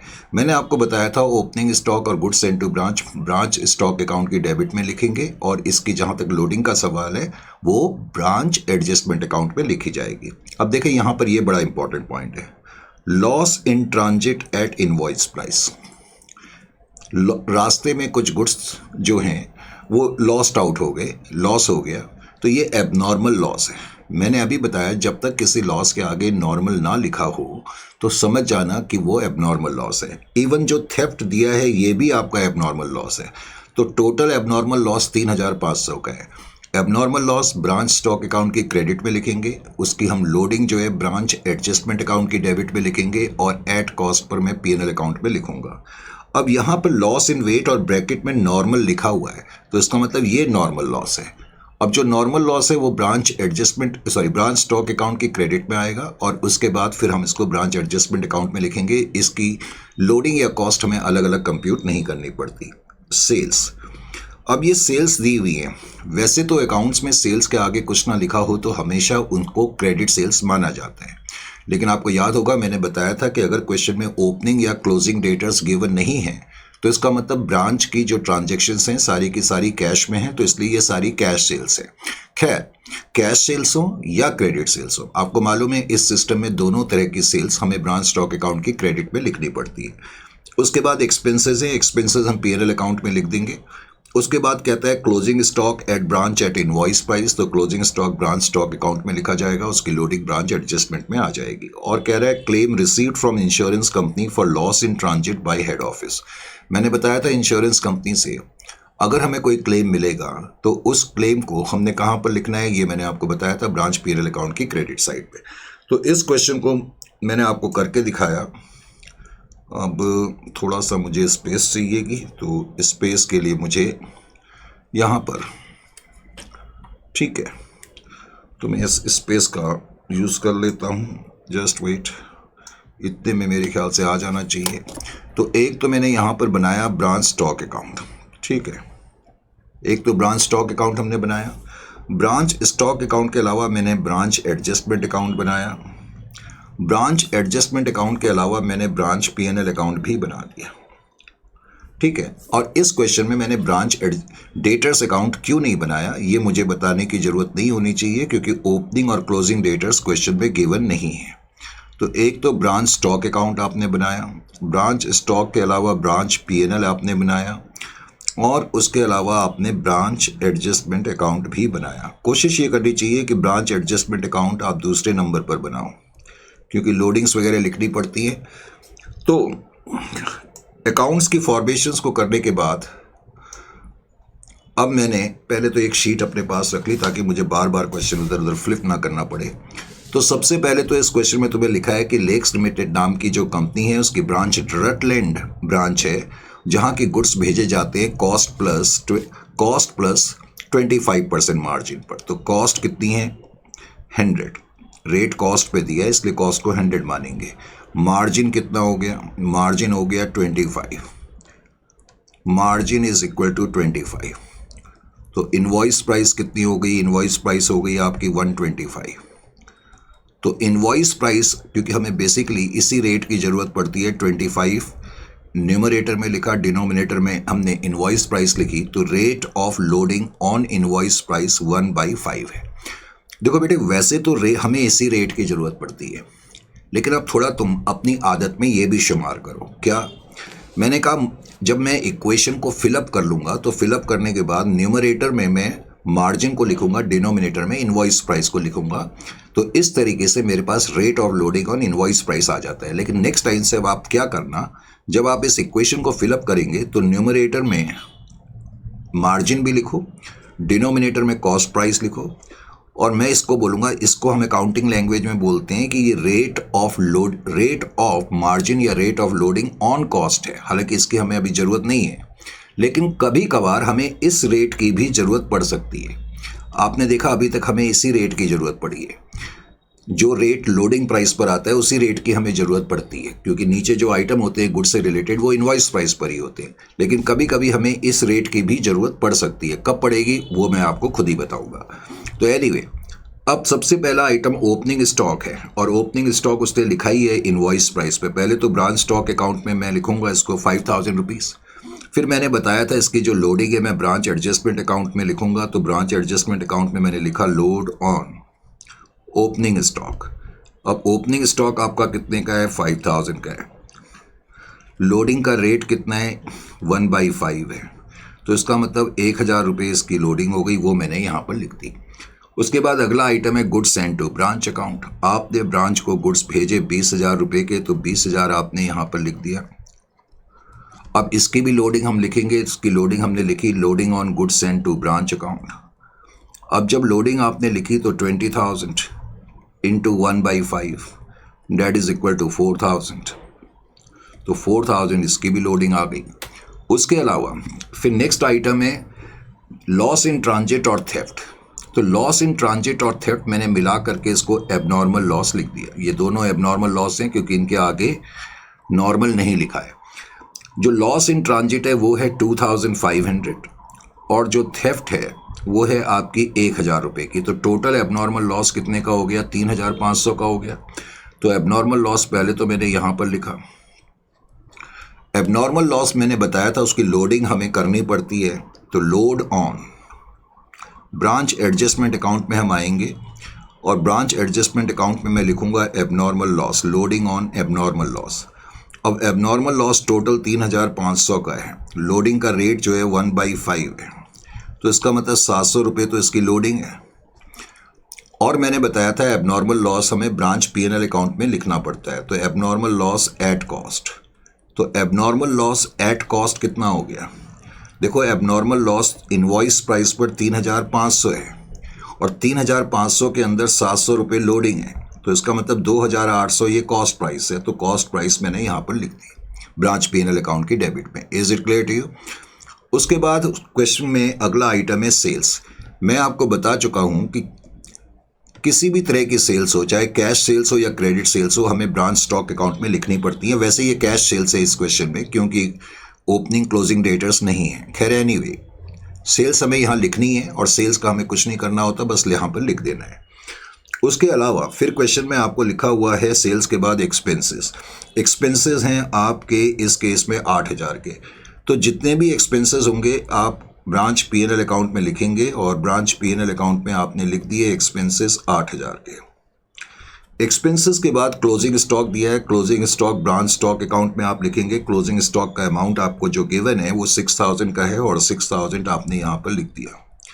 अब इसकी भी लोडिंग करनी पड़ेगी, लोड ऑन क्लोजिंग स्टॉक, और क्लोजिंग स्टॉक है 6000 का, तो 6000 का 1/5 आपने कंप्यूट करा, तो इस तरीके से 1200 रुपये इसकी लोडिंग आपने यहाँ पर लिख दी। Is it clear to you? Loading को लिखने के बाद नेक्स्ट आइटम है claim recovered from insurance company. मैंने बताया था इंश्योरेंस क्लेम जो है वो हम P&L अकाउंट में क्रेडिट साइड में लिखेंगे, तो इंश्योरेंस क्लेम है 2000 रुपये का, ये हमने लिख दिया। अब लिखने के बाद ब्रांच स्टॉक अकाउंट को मैं टैली करूँगा। ब्रांच स्टॉक अकाउंट को मैंने टैली तो करा। अब टैली करने के बाद मैंने क्या देखा कि मेरी क्रेडिट साइड बड़ी है, क्रेडिट साइड मेरी जो है वो बड़ी है। अब क्रेडिट साइड बड़ी है तो बैलेंसिंग फिगर हमारी इस तरफ आ रही है। मैंने बताया था जब इस तरफ बैलेंसिंग फिगर आएगी तो पहली प्रेफरेंस ओपनिंग स्टॉक को देंगे, लेकिन क्वेश्चन में ओपनिंग स्टॉक गिवन है। मैंने बताया था दूसरी preference goods send to branch को देंगे, गुड्स सेंड टू ब्रांच भी गिवन है। और फिर मैंने बताया था तीसरी प्रेफरेंस हम सरप्लस को देते हैं, तो इस क्वेश्चन में ये तुम्हारी बैलेंसिंग फिगर सरप्लस निकलेगी, तो सरप्लस तुम्हारा आ जाएगा 10,500। मैंने ये भी बताया था सरप्लस कमाना बिजनेस की नॉर्मल एक्टिविटी का सवाल है। Is it clear to you? और सरप्लस को हम स्प्लिट नहीं करते हैं, पूरा का पूरा सरप्लस जो होता है वो मैं ब्रांच एडजस्टमेंट अकाउंट में ही लिख देता हूँ। तो 10,500 रुपये हमने इसको स्प्लिट करने की ज़रूरत नहीं है, पूरा का पूरा सरप्लस हम यहाँ पर लिखेंगे। Is it clear to you और नॉट? अब उसके बाद फिर हम इसको टैली कर करके ये देखने की कोशिश करेंगे कि हमारा ग्रॉस प्रॉफिट कितना है। अब मैंने ग्रॉस प्रॉफिट कंप्यूट करा। ग्रॉस प्रॉफिट जब मैं कंप्यूट करूँगा तो 13,100 मेरा ग्रॉस प्रॉफिट आ जाएगा। अब ग्रॉस प्रॉफिट को हासिल करने के बाद फिर हम P&L अकाउंट की तरफ आएंगे और P&L अकाउंट में क्रेडिट साइड में मैंने लिखा 13,100। अब 13,100 को लिखने के बाद फिर मैं इसको टैली करूँगा। अब जब मैं टैली करूँगा तो टैली करने के बाद जाहिर है कि उसके बाद मेरा नेट प्रॉफिट आएगा और नेट प्रॉफिट आपका जो आएगा वो 4,300 आना चाहिए। 15,100 में से ये राइट है, तो 4,300 जो है वो आपका नेट प्रॉफिट आ जाएगा। Is it clear to you और नॉट? तो इस तरीके से इस क्वेश्चन को करेंगे। इस तरह के क्वेश्चन एग्जामिनेशन में बहुत बारी आए हुए हैं, ये भी आपको मालूम होना चाहिए। अब जरा अगले क्वेश्चन में कुछ नई चीज़ हम समझने की कोशिश करेंगे। कुछ नई चीज़ से क्या मेरा मतलब है, लेट्स हैव अ लुक। पहले तो ये क्वेश्चन पिछले क्वेश्चन की तरह आपको लगेगा, लेकिन हकीकत में ऐसा है ऐसा भी नहीं है। कह रहा है fit and fine trader limited sends goods to Rudrapur branch at cost plus 25%। फिर कह रहा है following particulars are available in respect of branch for the year ended 31st of March 2027। कह रहा है opening stock at cost to branch, opening stock at cost to branch. अब ये पहली लाइन कंफ्यूज कर सकती है कि ये आइटम जो 20,000 है क्या ये कॉस्ट प्राइस पर है या इनवॉइस प्राइस पर है। इजंट इट और नॉट? ये बिल्कुल तुम्हें कंफ्यूज कर सकती है। तो यहाँ तुम्हें कुछ रूल्स मालूम होने चाहिए, अभी मैं उन रूल्स की चर्चा करूँगा। फिर कह रहा है goods send to branch at invoice price, ये तो इनवॉइस प्राइस पर है। पिछले क्वेश्चन की तरह ये दोनों लॉसेज है। देखो लॉस इन ट्रांजिट और पिलफरेज, पिलफरेज के आगे वर्ड नॉर्मल नहीं लिखा है तो उसको भी तुम एबनॉर्मल लॉस की तरह ट्रीट करोगे, यानी कि एबनॉर्मल लॉस 14,000 का हो जाएगा। पिछले क्वेश्चन की तरह सेल्स दिए, एक्सपेंसेस दिए, क्लोजिंग स्टॉक, लेकिन यहाँ उसने closing stock at cost to branch लिख दिया, closing stock at cost to branch लिख दिया 24,000 का। तो ये दो आइटम हमें कंफ्यूज कर रहे हैं कि ये कॉस्ट प्राइस पर है या इनवॉइस प्राइस पर। आप में से कुछ बोलोगे सर ये तो कॉस्ट लिखा हुआ है, कॉस्ट प्राइस पर है। अभी मैं इसकी चर्चा करता हूँ। 6,000, ठीक है, ऑलमोस्ट पिछले क्वेश्चन की तरह है, लेकिन इसमें ये आइटम तुम्हें दिए हुए हैं। सबसे पहला काम इस क्वेश्चन को सॉल्व करने के लिए आपको क्या करना पड़ेगा, देखिए जी, इस क्वेश्चन को सॉल्व करने के लिए सबसे पहले तो क्वेश्चन नंबर 2.2 में पहले तो मैंने रेट्स के बारे में बातचीत करी। Cost plus margin is equal to, cost plus margin is equal to invoice price. अब इस क्वेश्चन में भी जो तुम्हें रेट दिया हुआ है वो कॉस्ट प्लस 25% ही दिया हुआ है, तो कॉस्ट को आप 100 लेंगे, मार्जिन 25 की हो जाएगी और इनवॉइस प्राइस 125 का हो जाएगा। 99.99% या अभी तक हमने क्या करा है, जब हमने ये इक्वेशन फिलअप कर ली तो उसके बाद हम क्या कर रहे हैं, मार्जिन को न्यूमरेटर में रख रहे हैं, डिनोमिनेटर में इनवॉइस प्राइस को रख रहे हैं। और मैं कई बार कह चुका हूँ इसी को हम rate of loading on invoice price कहते हैं और इसी रेट का हम अभी तक यूज़ कर रहे हैं। मैंने अभी पिछले क्वेश्चन में आपको एक इशारा करा था, मैंने कहा नेक्स्ट टाइम से आप अपनी आदत बना लो rate of loading on invoice price. हालांकि इसी रेट की तुम्हें ज़्यादा ज़रूरत पड़ेगी, लेकिन कभी कभी रेयर केसेस में आपको rate of loading on cost price की भी ज़रूरत पड़ सकती है। Rate of loading on cost price के लिए न्यूमरेटर में मार्जिन को रखेंगे, डिनोमिनेटर में कॉस्ट प्राइस को रखेंगे। 1/4 का क्या मतलब है कि 4 रुपये कॉस्ट है तो उसके 1 रुपया हमने मार्जिन यानी कि लगा करके भेजा तो 5 रुपये पर भेजा। इस रेट 1/5 का क्या मतलब है कि 5 रुपये सेलिंग प्राइस है तो उसके अंदर 1 रुपया मार्जिन है और 4 रुपये कॉस्ट है। तो इसको हम बोलते हैं rate of loading on cost, इसको बोलते हैं rate of loading on invoice price. हालांकि हमें इसी रेट की ज़रूरत ज़्यादा पड़ती है। अब इस क्वेश्चन में सब कुछ समझाने से पहले आप यहाँ देखें, सपोज मैं तुम्हें ये कहूँ कि मैंने ये लिखा है opening stock, opening stock at cost लिखा है, बताओ ये इनवॉइस प्राइस पर है या कॉस्ट प्राइस पर है। सर आपने कॉस्ट लिखा है तो ये कॉस्ट पर ही है, राइट। अगर कभी तुम्हें क्वेश्चन में लिखा हो opening stock at cost, opening या क्लोजिंग स्टॉक कुछ भी हो सकता है, करेक्ट। मैंने यहाँ ओपनिंग वर्ड लिख दिया, तो ओपनिंग स्टॉक या closing stock at cost per लिखा है तो उसका मतलब ये कॉस्ट प्राइस पर गिवन है। अगर मैं ये कहूँ कि आपको ऐसे दिया हुआ है opening stock at cost to head office, at cost to head office, तो बताओ ये कॉस्ट पे दिया है या इनवॉइस प्राइस पर दिया है। ये अभी भी कॉस्ट पे दिया है। अगर क्वेश्चन में लिखा हो ओपनिंग स्टॉक एट कॉस्ट या opening stock at cost to head office तो समझ जाना है ये कॉस्ट प्राइस पर है। अगर तुम्हें ऐसे लिखा हुआ है सिर्फ ओपनिंग स्टॉक लिखा है और कुछ नहीं लिखा कि ये इनवॉइस प्राइस पर है या कॉस्ट पर है, तो हमेशा आप मान के चलेंगे कि ये इनवॉइस प्राइस पर है। Is it clear to you? मैंने यहाँ ओपनिंग लिखा है, मैं किसी भी चीज़ के बारे में, गुड्स का कोई भी आइटम, चाहे वो ओपनिंग स्टॉक हो क्लोजिंग स्टॉक हो, उसके लिए ये रूल है। तो अगर आइटम के आगे कुछ नहीं लिखा है कि वो कॉस्ट है या इनवॉइस प्राइस, तो आप उसको इनवॉइस प्राइस पर मानेंगे। अब मैंने कहा आपको, मैंने दिया opening stock at cost to branch, at cost to branch office, बताओ ये कॉस्ट पर है या इनवॉइस प्राइस पर है। ये इनवॉइस प्राइस पर है। देखो opening stock at cost to head office लिखा होता है तो इसका मतलब वो कॉस्ट पर है, लेकिन opening stock at cost to branch लिखा होगा क्योंकि मैंने आपको बताया था ब्रांच जो सामान रिसीव कर रही है वो तो स्लिप के हिसाब से रिसीव कर रही है ना। 100 रुपये की चीज़ हमने 125 पर भेजी है, तो ब्रांच जिस प्राइस पर रिसीव करेगी ब्रांच के लिए तो वही कॉस्ट प्राइस है। तो इसलिए कभी लिखा हो क्वेश्चन में ओपनिंग स्टॉक एट ओपनिंग या closing stock at cost to branch, तो इसका मतलब वो इनवॉइस प्राइस ही गिवन है। तो इसका मतलब ये जो क्वेश्चन हम कर रहे थे, मैंने कहा जिन दो आइटम्स को लेकर के हमें कंफ्यूजन थी, तो अब वो हमारी कंफ्यूजन दूर हो जानी चाहिए। यानी कि इस क्वेश्चन में लिखा है opening stock at cost to branch, तो opening stock at cost to branch का मतलब ये आइटम इनवॉइस प्राइस पर ही है, करेक्ट। और इसी तरह closing stock at cost to branch लिखा है तो इसका मतलब ये आइटम भी इनवॉइस प्राइस पर ही है, हमें कुछ और करने की इसमें जरूरत नहीं है। प्रॉब्लम तब होती है अगर कोई आइटम कॉस्ट प्राइस पर होता। अभी वैसा क्वेश्चन भी हम करेंगे, फिलहाल अभी इनिशियल क्वेश्चन है, मैंने आपको करके बताया इस क्वेश्चन को भी।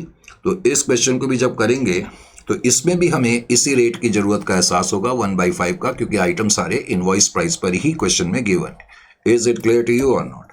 हालांकि इस क्वेश्चन को तुम्हें खुद कर लेना चाहिए, कोई प्रॉब्लमेटिक क्वेश्चन नहीं है। Branch account, branch stock account, branch adjustment account और फिर P&L अकाउंट भी मैंने बना दिया।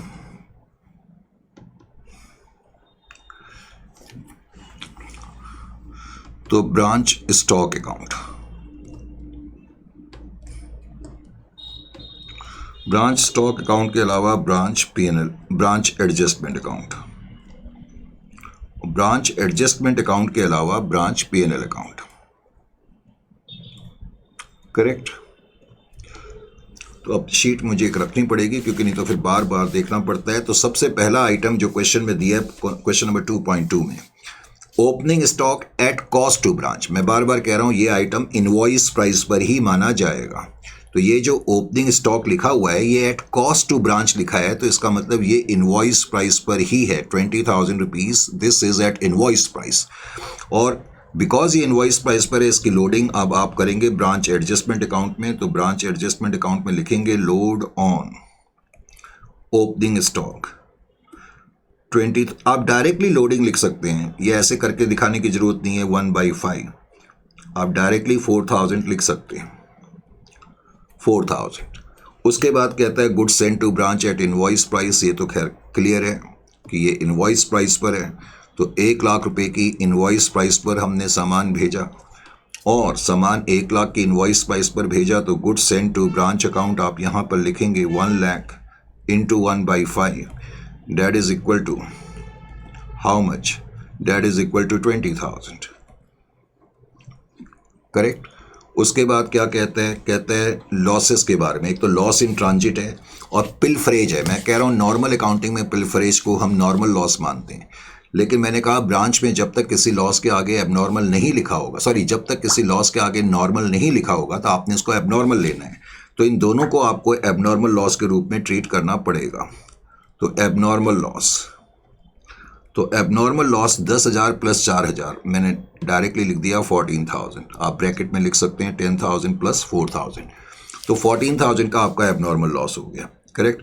अब एबनॉर्मल लॉस की लोडिंग आपको निकालनी पड़ेगी, load on abnormal loss. Abnormal loss है 14,000 और 14,000 की लोडिंग आप निकालेंगे। अब इसकी जो लोडिंग होगी वो कितनी आ जाएगी ये मुझे चेक करना पड़ेगा। तो 14,000 divided by 5 that is equal to 2,800, तो 2,800 ये लोडिंग आ गई। और abnormal loss at cost price पर ब्रांच P&L अकाउंट की डेबिट साइड पे हमें रिफ्लेक्ट करना पड़ता है।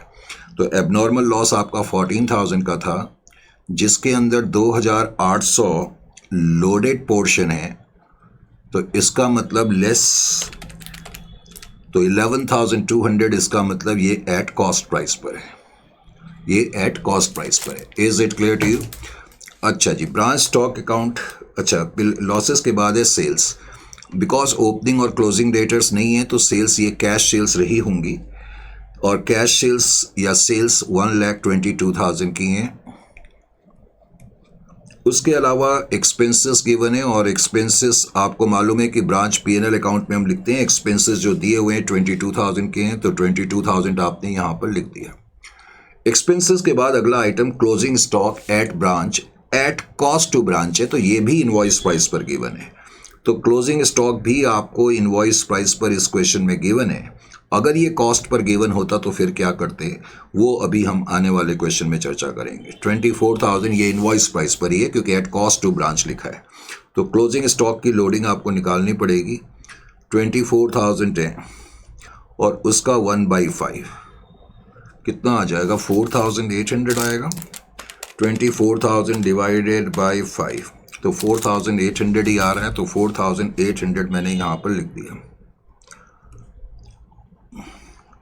और कोई आइटम है? फिर कहता है recovered from insurance company against loss in transit. लो जी, लॉस इन ट्रांजिट के अगेंस्ट हमें कुछ अमाउंट रिकवर हुआ, तो इसका मतलब है इंश्योरेंस क्लेम, और इंश्योरेंस क्लेम हम 6,000 रुपये यहाँ पर लिखेंगे। इंश्योरेंस क्लेम 6,000 हमने यहाँ पर लिख दिया। अब हम इसको टैली करेंगे। तो ब्रांच स्टॉक अकाउंट की इस बार भी क्रेडिट साइड आपकी बड़ी है। अब क्रेडिट साइड बड़ी होगी तो मैं आपको कई बार कह चुका हूँ, बैलेंसिंग फिगर इसका मतलब आपकी डेबिट साइड में आ रही है। अगर इस तरह बैलेंसिंग फिगर आएगी तो पहली प्रेफरेंस ओपनिंग स्टॉक को देते हैं, लेकिन ओपनिंग स्टॉक क्वेश्चन में मौजूद है। फिर दूसरी preference goods sent to branch को देते हैं, वो भी गिवन है। और अब तीसरी प्रेफरेंस सरप्लस को देंगे। तो सरप्लस आपका 40,000 रुपये का इस केस में आ जाएगा। तो सरप्लस 40,000, अभी तक हमने जो क्वेश्चन करे हैं उसमें सरप्लस ही आया है। और सरप्लस को मैंने बताया बिजनेस की नॉर्मल गतिविधि का पार्ट माना जाता है, तो यही वजह है कि सरप्लस को स्प्लिट करने की ज़रूरत नहीं पड़ती और इसको पूरा का पूरा ट्रेडिंग अकाउंट यानी कि एडजस्टमेंट अकाउंट की क्रेडिट साइड में लिखा जाता है। इसको लिखने के बाद अब हम इस पोजीशन में हैं कि हम ग्रॉस प्रॉफिट जो है फाइंड आउट कर सकें। अब आपने ग्रॉस प्रॉफिट लिखा। ग्रॉस प्रॉफिट अब आप कंप्यूट करेंगे तो ग्रॉस प्रॉफिट आपका 56,400 आ जाएगा। Gross profit 56,400। Is it clear to you? अब ग्रॉस प्रॉफिट आने के बाद ब्रांच P&L अकाउंट की क्रेडिट साइड पे हम लिखेंगे 56,400 और उसके बाद फिर हम इसको टैली करेंगे। अब जब मैंने इसको टैली करा तो टैली करने के बाद जाहिर है कि हमारा नेट प्रॉफिट निकलेगा और नेट प्रॉफिट हमारा निकलेगा 29,200। हालांकि ये क्वेश्चन बिल्कुल पिछले क्वेश्चन की तरह था, लेकिन डेफिनेटली इस क्वेश्चन में हमने कुछ नई चीज़ सीखी। करेक्ट, खास तौर से ये पता करना कि कब आइटम कॉस्ट प्राइस पर गिवन है और कब इनवॉइस प्राइस पर गिवन है। इस क्वेश्चन को करने के बाद अब हम 2.3 को लेंगे और 2.3 में वो क्या कहता है? कहता है Indian traders limited sends goods to Chennai branch at cost plus 25%। तो इंडियन ट्रेडर्स ने गुड्स भेजे चेन्नई ब्रांच को एट कॉस्ट प्लस 25% पर। फिर कहता है following particulars are available in respect of the branch for the year ended 31 March 2026। अब देखें यहाँ पर opening stock at cost to head office, तो ये आइटम कॉस्ट पर है और मैंने तुम्हें बताया था कि जब मैं ब्रांच स्टॉक अकाउंट बनाऊंगा तो मुझे इनवॉइस प्राइस पर ही आइटम को लिखना पड़ेगा। इसका मतलब इस क्वेश्चन में ओपनिंग स्टॉक कॉस्ट प्राइस पर है क्योंकि ये कॉस्ट टू हेड ऑफिस लिखा है। अगर कॉस्ट टू ब्रांच लिखा होगा तो इनवॉइस प्राइस पर होता। बिकॉज ये कॉस्ट पर है तो इसको मुझे इनवॉइस प्राइस पर लाना पड़ेगा। अब इनवॉइस प्राइस पर लाने के लिए मुझे rate of loading on cost की भी जरूरत पड़ेगी। इसलिए मैं आपसे कह रहा था कि अब आप आगे से जब भी अपनी रेट्स की कैलकुलेशन करेंगे आप दोनों पे रेट कंप्यूट करेंगे। जब हम रेट कंप्यूट करेंगे तो इनवॉइस प्राइस पे 1/5 आ जाएगा और ऑन कॉस्ट पे रेट 1/4 आ जाएगा। तो इस आइटम को मुझे इनवॉइस प्राइस पे लाने के लिए क्या करना पड़ेगा? क्योंकि ये 64,000 कॉस्ट है तो पहले मैं इसका 1/4 कंप्यूट करूंगा, इसमें ऐड कर दूंगा। ऐड करके मुझे पता लग जाएगा कितनी इनवॉइस प्राइस है। Is it clear to you? Goods sent to branch आपको इनवॉइस प्राइस पर गिवन है और फिर से आपको लॉस इन ट्रांजिट और पिल्फरेज दिए हुए हैं, तो 15 + 6 21,000 का आपका एबनॉर्मल लॉस हो जाएगा। फिर से सेल्स आपको गिवन है और फिर एक्सपेंसेस 60,000 के हैं। क्लोजिंग स्टॉक भी कॉस्ट प्राइस पर इस क्वेश्चन में गिवन है, तो closing stock at cost to head office लिखा है या सिंपली एट कॉस्ट लिखा हो या कॉस्ट टू हेड ऑफिस लिखा हो तो इसका मतलब कॉस्ट प्राइस पर है। तो इस क्वेश्चन में तुम्हें ओपनिंग और क्लोजिंग स्टॉक का ध्यान रखना पड़ेगा, बाकी ये क्वेश्चन पिछले क्वेश्चन की तरह है। तो अब इस क्वेश्चन में मुझे करना क्या होगा? तो ठीक तरीके से समझने के लिए शुरुआत में मुझे क्वेश्चन कराने पड़ते हैं ज़्यादा, तो और आपको भी पेशेंस रखना होगा। कई बच्चे सोचते हैं 10 फटाफट बता ही दो सर क्या करा रहे हो। कई बच्चों के ये भी कॉन्सेप्ट होता है, मुझे मालूम है इस बात का। अब जो भी ये क्वेश्चन है 2.3 है 2.4 है 2.3 है, तो 2.3 को देखें। इस क्वेश्चन में सबसे पहले तो हम जैसे नॉर्मल तरीके से रेट पहले तो कंप्यूट करेंगे। Cost plus margin is equal to invoice price. पहले तो हमने ये लिख दिया। अब रेट कॉस्ट पर गिवन है तो कॉस्ट को 100, मार्जिन 25, इनवॉइस प्राइस 125 आ गया। तो rate of loading on invoice price तो हमें कंप्यूट करना आता ही है, जो कि 1/5 होगा, लेकिन हमने ये रेट भी निकाल लिया। 25 न्यूमरेटर में रखा, डिनोमिनेटर में कॉस्ट को रखा। ये rate of loading on cost माना जाता है। इज इक्वल टू, इस चीज़ को करने के बाद अब हमने लेजर अकाउंट्स अपने बनाए। अब लेजर अकाउंट्स में वही अकाउंट जो हमने बनाने होते हैं हमने बनाने शुरू कर दिए। तो ये मेरा ब्रांच स्टॉक अकाउंट है। ब्रांच स्टॉक के बाद फिर ब्रांच एडजस्टमेंट है, और उसके अलावा फिर ब्रांच पीएनएल है। ब्रांच पीएनएल,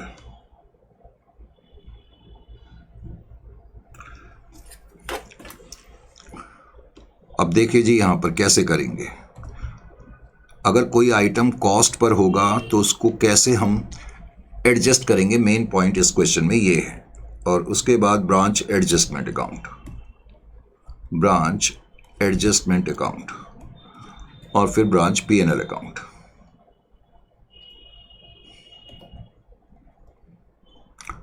अब यहां पर ध्यान दें, ब्रांच स्टॉक अकाउंट की डेबिट साइड में पहला आइटम आपको ओपनिंग स्टॉक गिवन तो है, लेकिन ये जो ओपनिंग स्टॉक है एट कॉस्ट पर है।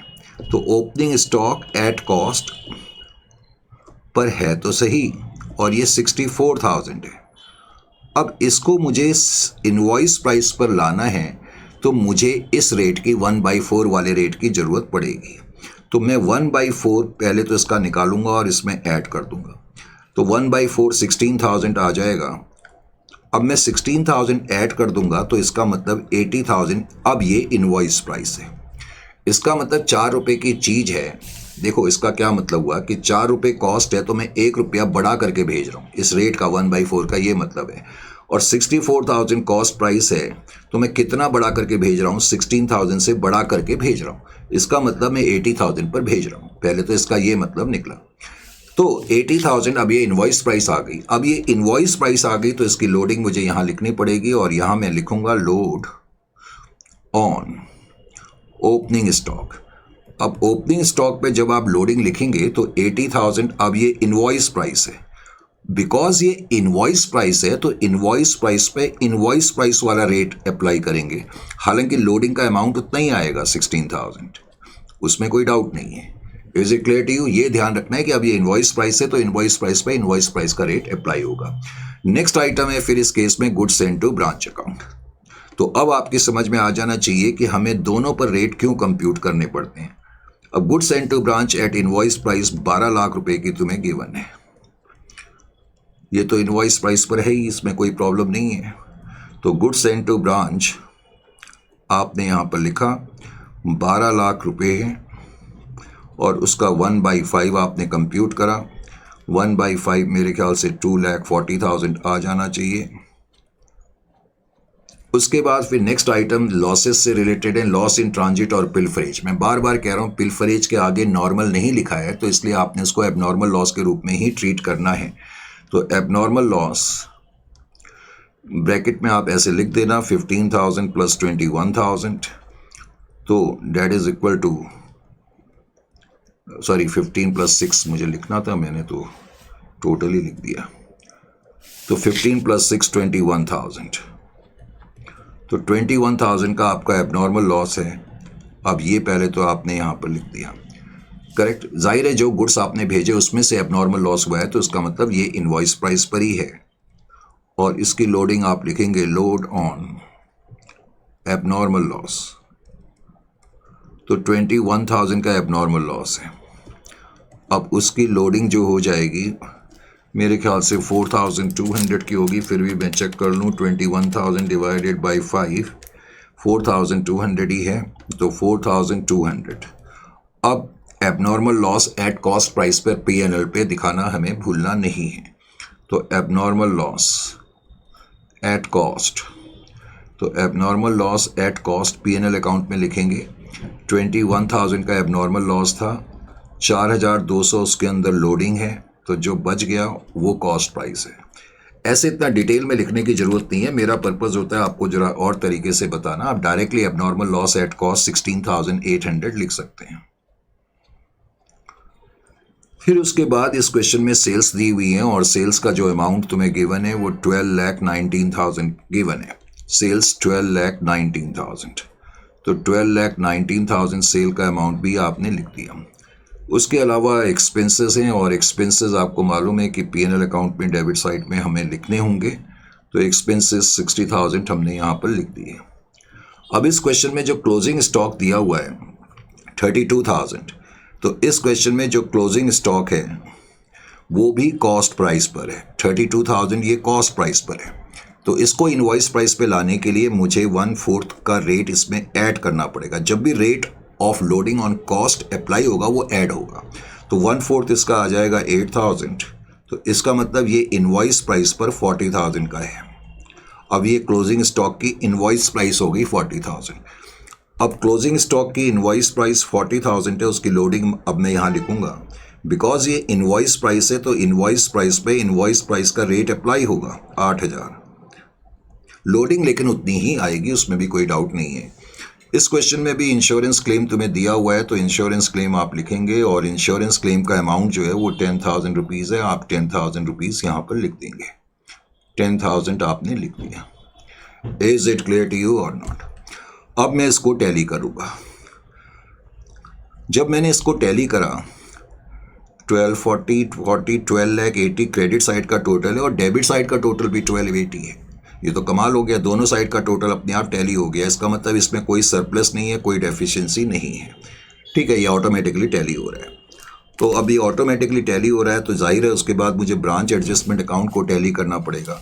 अब ब्रांच एडजस्टमेंट अकाउंट को जब मैं टैली करूँगा तो टैली करने के बाद मेरा ग्रॉस प्रॉफिट आ जाएगा 2,43,300। ये ग्रॉस प्रॉफिट आ जाएगा और ग्रॉस प्रॉफिट फिर आप ब्रांच P&L अकाउंट की क्रेडिट में लिखेंगे 2,43,300